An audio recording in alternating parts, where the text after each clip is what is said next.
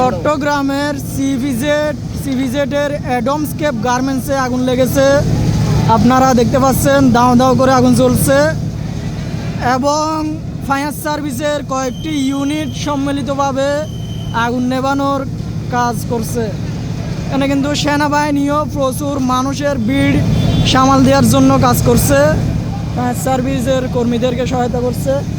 এখানে প্রচুর অতি উৎসাহী কিছু মানুষ এখানে কিন্তু জড়ো হয়েছে, আপনারা দেখতে পাচ্ছেন। কিন্তু আগুন এখনও কিন্তু নিয়ন্ত্রণে আনা সম্ভব হয়নি। একদিক দিয়ে নেভাতে গেলে অন্যদিক দিয়ে আগুন লেগে যাচ্ছে। আপনারা দেখতে পাচ্ছেন দাও দাও করে কিন্তু আগুন চলছে।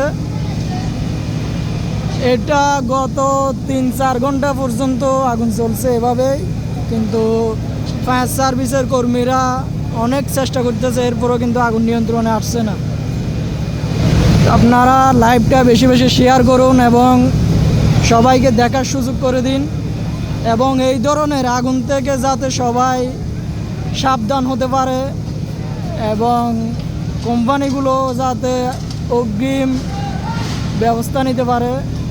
আপনারা সবাই ভিডিওটি শেয়ার করুন বেশি বেশি করে।